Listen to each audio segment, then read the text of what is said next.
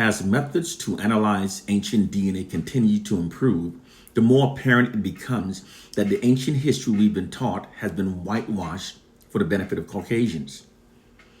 It has been scientifically proven that the ancient Egyptians were in fact Africans. Their DNA matches current-day sub-Saharan Africans.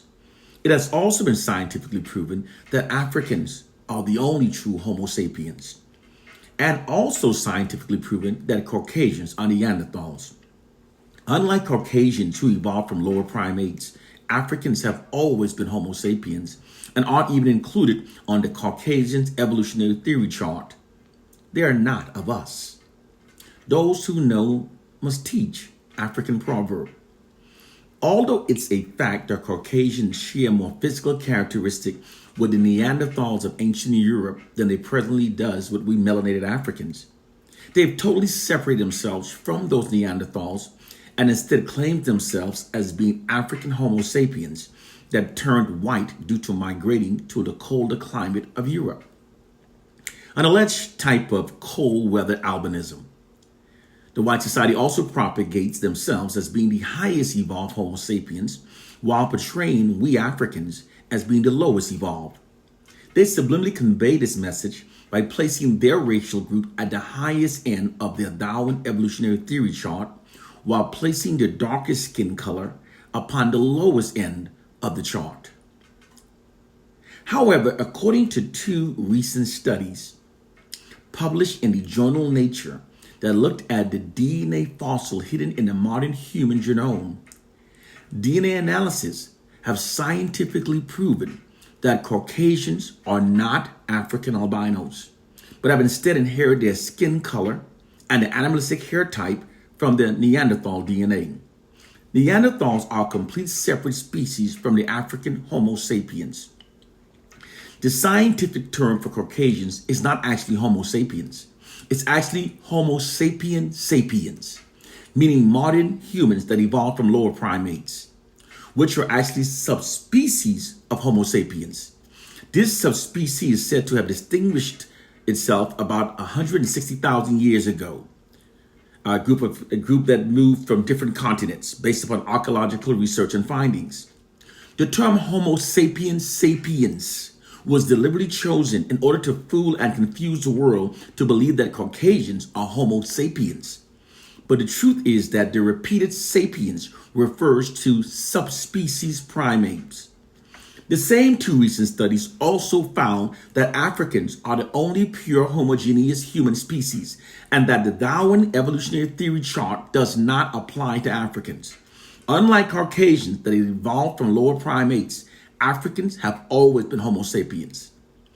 Genetic studies have scientifically confirmed that Africans' melanated chocolate-colored skin and woolly hair are the direct result of Homo sapien DNA, and that Caucasian pink skin and long animalistic hair type are the direct result of Neanderthal DNA. The implications of these findings are enormous. This means that Africans are the true Homo sapiens, and that Caucasians are literally Neanderthals that masquerade themselves as being albino African Homo sapiens.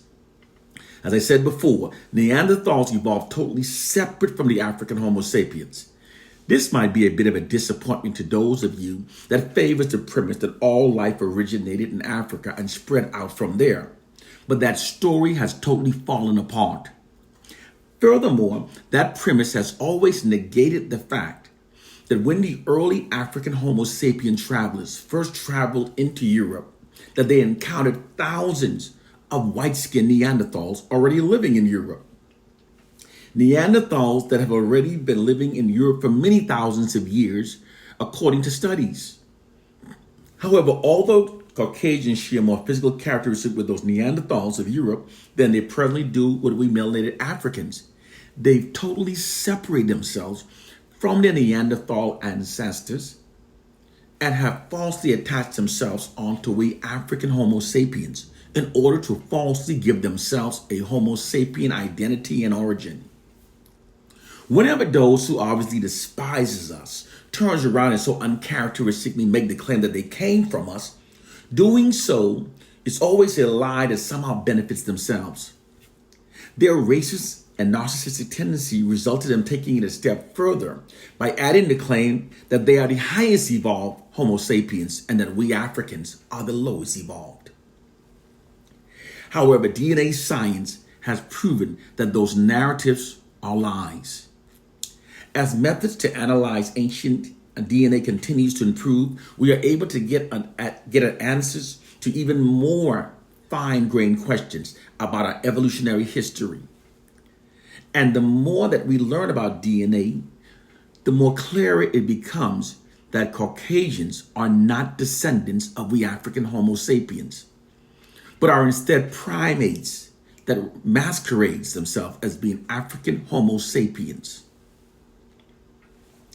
In the book, The Iceman Inheritance, author Michael J. Bradley, whom himself is a Caucasian, writes that racism, the threat of nuclear war, environmental pollution, and other social problems are the results of behaviors, values, and psychology of Caucasians.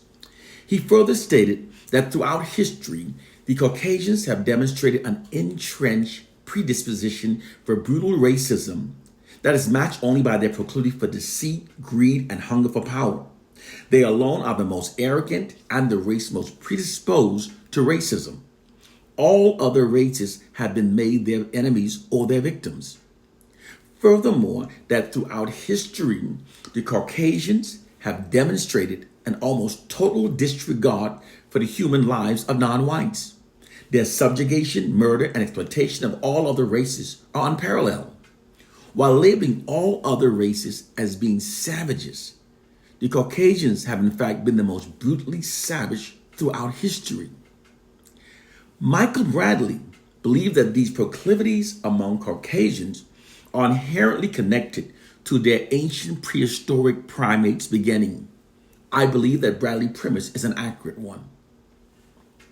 The white society has also removed themselves from the ancient cave-dwelling beginnings and have placed themselves upon the ancient thrones of Africa's ancient Egypt by claiming that the ancient Egyptians were in fact ridiculously Europeans. They did this in order to make their ancient history, the ancient history of their racial group, appear more significant than it truly in fact was. However, DNA analysis conducted from December 12 to December 13 on the mummies of Pharaoh Tutankhamun, Ramses III, Ramses IV, and many others by DNA Tribes, an American company which specializes in conducting DNA testings, have scientifically proven that the ancient Egyptians of Africa were in fact Africans. Their DNA matches current-day sub-Saharan Africans. More specifically, their DNA proved that they belong to the human Y chromosome group E1B1A. This is the Y chromosome group of Black sub-Saharan Africans who currently speaks the Niger-Congo languages. These results were published in the DNA Tribes Digest on February 2013. The truth of the matter is that the white society actually gaslights us when they pretend that there's a legitimate debate regarding the racial identity of Africa's ancient Egyptians. All scientific evidence proves that Africa's ancient Egyptians were in fact Africans. The geographical location of Egypt is in Africa. Hair sampling testing, melanin concentrated skin testing, bone density testings, and DNA testings, and also radiocarbon dating testings have scientifically proven that the ancient kingdom was built by Africans thousands of years long before the arrival of the first Arabs and first Europeans during the 7th century. These facts irrefutably prove that Africa's ancient Egyptians were in fact Africans.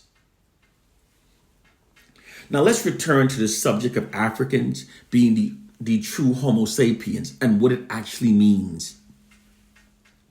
The scientific name assigned to the Africans is Homo sapiens.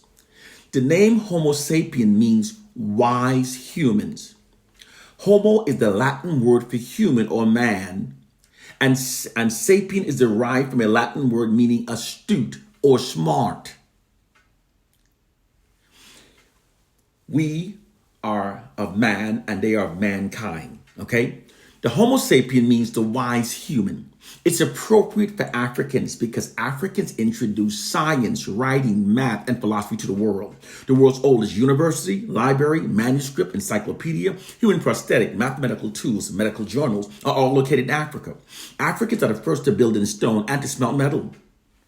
Africans invented the wheel, paper, the clock, the calendar, the concept of 24 hours in a day, the haircut, 365-day calendar, leap year, organized labor, surgical instruments, cosmetics, the plow, the wheel, black ink, the ink pen, the shoe, high heel shoes, the condom, hair wigs, hair weaves, hair dyes, hair extension, afro picks, makeup, hairbrush, keys, hair combs, levels, baths, Bretmans, the chisel, toothpaste, door locks, shaving, writing, medicine, paved roads, governments. And furthermore, long before the Europeans invaded Africa, it was Africans that civilized Europe. All of Greece's first scholars received their formal education in Africa. Africans introduced reading, writing, shaving, the use of toothpaste, perfume, fragrance oil, deodorant, and even introduced the daily bath to Europeans. It's the history they won't teach you. Africans also had the highest DNA series. According to geneticists, the higher a group's DNA series, the greater the probability of genes existing within that group. In 1996, 15 geneticists from 9 different universities around the world tested a DNA series of 136 people from around the world. They first tested apes. When they tested the orangutan, they found that it only had 3 DNA series. When they tested the gorilla, they found that it had 4. They tested the chimpanzee and found that it had 5. They then conducted studies on Europeans from England, Germany, France, Russia, and Spain. They found that Europeans have 6 DNA series. All other groups from around the world have 6 DNA series except Africans. Africans have 9 DNA series. Africans therefore has the highest probability of genes existing within our group. The same testing was repeated decades later using a larger amount of people, and those results were also the same. These findings were published by Yale University, entitled The Global Pattern of Linkage in Modern Human Origin. Africans have the highest probability of genes existing within our groups. This scientific finding may provide us with the reason why, in spite of cultural traumas wrought by the injustice of white racism and slavery, most inventions that have revolutionized the world were either in fact invented by Black people or were directly inspired by early inventions by Black people. I know. When lies have been spread into our society for many generations, the truth will seem utterly ridiculous and a speaker will sound like a raving lunatic. Nonetheless, those who know the truth must teach. African proverb. Your perception is a white deception. The majority of the publics currently function based upon their perception that most inventions that have revolutionized the world were made by Caucasians. Moreover, that Black people are the leeches of society that haven't invented much throughout history.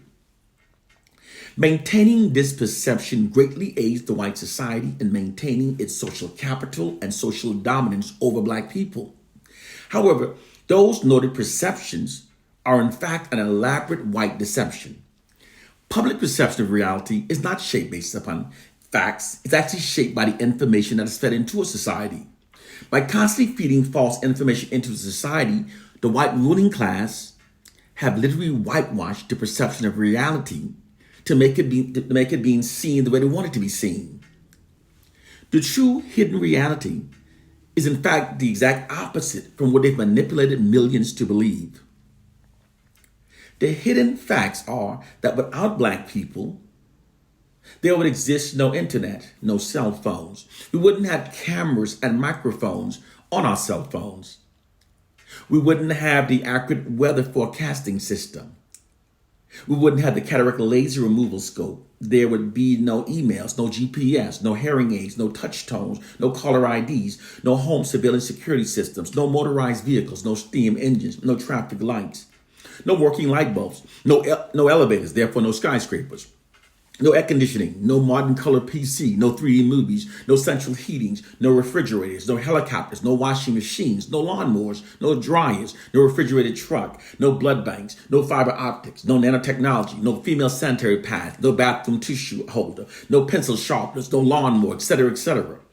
The hidden fact is that most technologies that we routinely use every day came from the genius minds of Black people. Black people have in fact enriched nearly the aspect of the lives of every person on this planet through our many inventions, but it is the truth that they hide from you to maintain dominance over Black people. The truth of the matter is that white people invented the patent office, and have always used it to steal the intellectual property rights from Black people. And you see, because in order for Black inventors to get their inventions mass produced, they have to go before white companies. These companies then acquires the right to these inventions and then places white faces in front of the technology. This scenario literally allows the white society to continue exploiting the intellectual genius of Black people while maintaining the appearance that most technological advancements are coming from the minds of Caucasians. Here's a relevant piece of history that white historians kept from our whitewashed history books. Within 80 years following the abolishment of slavery, and in spite of receiving no reparation and wrought by the cultural traumas caused by the continued injustice of white racism, African Americans submitted 726 inventions patent applications to the U.S. Patent Office. This isn't only extraordinary under these circumstances and so closely following slavery, but it also more than doubled, almost tripled, the number of patents submitted by whites during the same period. This scenario of Black people outperforming whites in inventing a revolutionary technology has never ended. It's merely hidden from the public through the white society's monopoly over information that's fed into the public. Through the flow of information, the white society has distorted the perception of reality to be seen as they want it to be seen. White propaganda conceals the fact that most revolutionizing invention comes from the minds of Black people through their whitewashing propaganda campaigns that falsely gives their racial group credit for most revolutionizing inventions made by Black people. All you have to do is keep repeating lies through media ads, falsely scripted movies, miseducation, and before long, the majority of the population will then believe those lies. They will believe those lies rather than what's actually true. Those lies will become the truth that the public function based upon.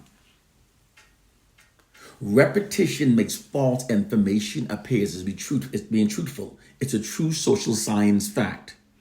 Case, point, and proof. The white society miseducates us by teaching us that Thomas Edison is responsible for lighting up the entire world. However, the true facts are that after Edison patented his light bulb, no companies purchased it nor mass produced it. This is because it was deemed not efficient enough. It lit very dimly, lasted only a few minutes. The inventor whose light bulb was purchased, mass-produced, and spread around the world was in fact invented by an African American named Lewis Latimer. He sold a patent to the U.S. Electric Company in 1881.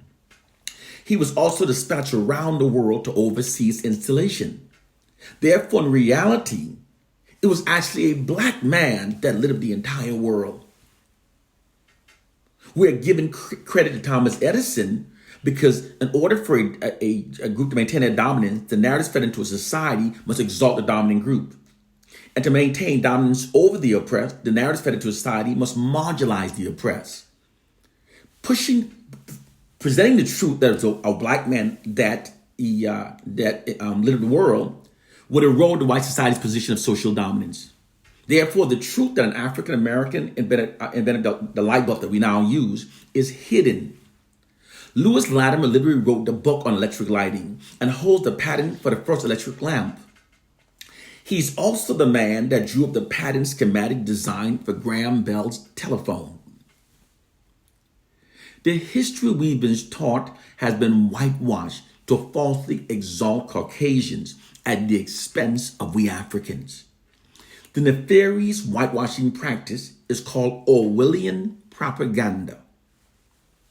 Orwellian propaganda are societal conditions created and sustained by misinformation, distortion of fact, denial of truth, and even the manipulation of the past to falsely exalt Caucasian while marginalizing we black people. White historians justify this unethical practice by saying that it's customary for conquerors to distort facts and rewrite history to favor themselves. However, the true reason it's being done is much more self-serving of the white society. The first reason it's being done is because, according to white social scientists, in order for a dominant group to maintain its position of social dominance over its subordinate populations, the narratives fed into a society must endorse the dominant group's position of social dominance.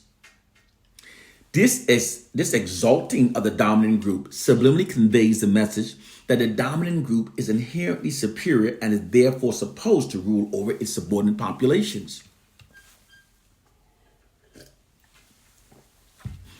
This means that those narratives must falsely exalt the dominant group. White social scientists describe this nefarious practice as merely instilling a value system into the collective minds of the subordinate populations that makes them adhere to the authority and existing infrastructure of the dominant culture. This is what's being done to us. Those black people who don't critically think never notices their mental change. The second reason why this whitewashing scheme is being done is because white social scientists also theorizes that a people's future is predestined by the history they're taught to believe about themselves. They're taught to believe about themselves. According to their theory, an inspiring history is required to achieve an inspiring future because people references their future capabilities based upon their past achievements.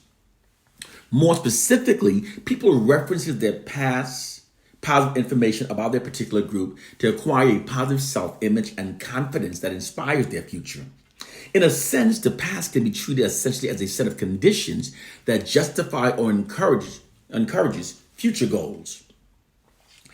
People references their potential and capabilities in relation to the history they're taught to believe about themselves. The true history of Caucasians does not inspire their future aspiration. Therefore, the history we've been taught has been deliberately whitewashed to make Caucasians appear more significant throughout history than they truly were, thus inspiring the future aspiration of their racial group. It also provides the white society with a false historical platform that endorses the myth of their racial superiority and endorses their position of social dominance. According to white social scientists and Orwellian propagandists, truth is not important for steering and shaping a society or for steering a group towards an inspiring future. What's only important is what's perceived as true. People function based upon their perception of what's true rather than what actually is true. This is why social science says that perception is more important than reality when it comes to controlling people. The true history of Caucasian does not endorse their current position of social dominance, nor does it inspire their future aspiration of their racial group. Therefore, whitewashing of history books, whitewashing of the movies about their history achieve these objectives.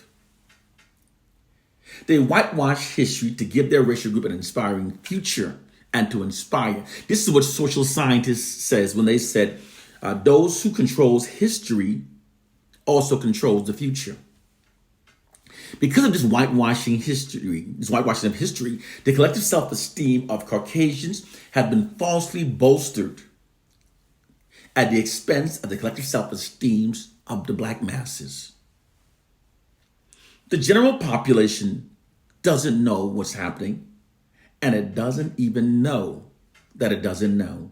Noam Chomsky said that. While falsely boasting the collective self-esteem and inspiring the future aspirations of their racial group, the exact opposite is being done to we Africans.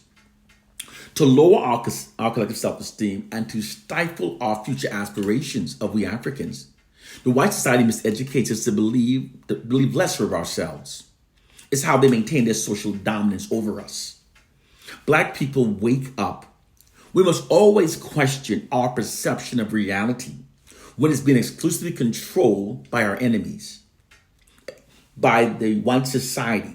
Because whenever the perception of reality is being controlled by history's proven most notoriously racist, deceitful, and most narcissistic group of people, they'll always distort it to falsely exalt themselves and to marginalize us. It's the racist, narcissistic people they inherently are. It's the way they've always been. And it's the only way they know how to be. If you're not a critical thinker who questions the validity of all information you receive from the white society, they've already mentally enslaved you. You'll walk around speaking negatively about your own people, believing negatively about your own people, but you never question the validity of who is feeding the information into your minds. It's time to wake up to our reality. One love and peace.